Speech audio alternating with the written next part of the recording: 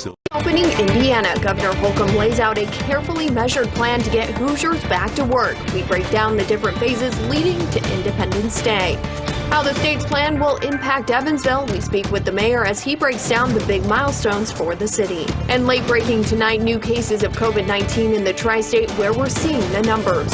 And light in the midst of darkness, the heartwarming act of kindness one community showed the tri-state's most vulnerable. Those stories and more right now at 9.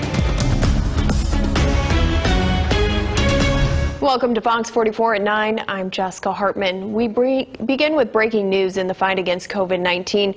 36 new cases reported across the tri-state as we head into the weekend, and families continue grieving tonight. A Signature Health nurse is among the list of loved ones lost. We'll dig deeper into the cases and the latest tri-state death in just a moment. But first, a little bit of good news. Our local economies will begin reopening as soon as Monday. Tri-state leaders detailing plans to get thousands back to work. First, we listen in on Indiana Governor Eric Holcomb, what he had to say earlier today about his plan.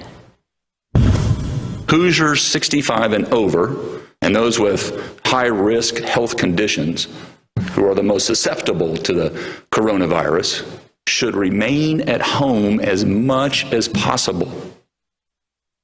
In stage 2, we'll be easing restrictions in, again, a measured way.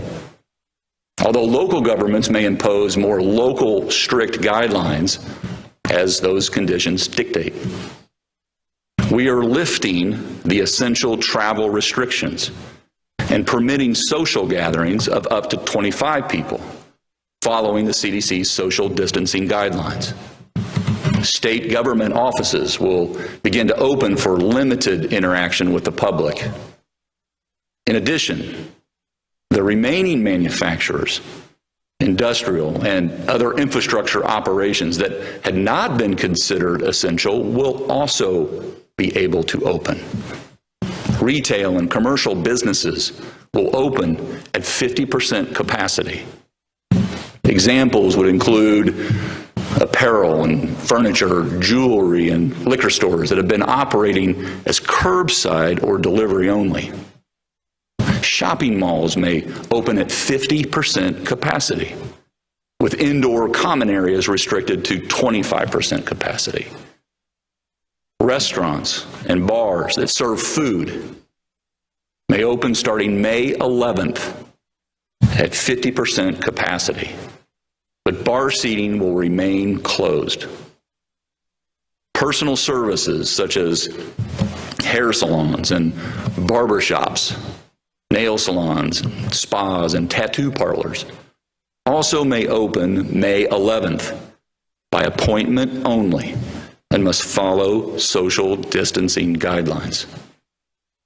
Those who work in office settings are encouraged to continue to work remotely whenever possible. In fact, if anyone can work from home, we encourage you to do so. Before I discuss stage 3, let me make this one point clear. Starting May 8th, for all 92 counties, Indiana worship services. On June 14th, employees can return to office buildings and gatherings of up to 250 people will be allowed. Retail stores, malls now move into full capacity operations. Dining room service, 75% capacity. Bars and nightclubs opening back up at 50%, along with cultural entertainment, tourism, and amusement parks. Then the final stage, July 4th. The state will begin to open sports venues and other large facilities. Fairs and festivals will be allowed. Retail and restaurants functioning at full capacity. Restrictions will also be lifted at amusement and water parks. These guidelines will, of course, set the pace in the River City. 44 News anchor Brian Miller speaking with Mayor Winnicky earlier this afternoon. Here's what he had to say. All right, obviously good news for the River City and for the state reopening. You agree with the governor's timeline to have everything up and running by July 4th? I really do. I think the governor's guidelines today are really thoughtful. They're unambiguous, I believe. I think it strikes the perfect balance of continuing to look out for the importance of public health while also recognizing the need to restart the state's economy. And one of the biggest revenues that the city's missing right now is from the casino. We just learned that they can reopen with some restrictions, I'm sure, on June 14th. You had mentioned before losing about $1 million in revenue.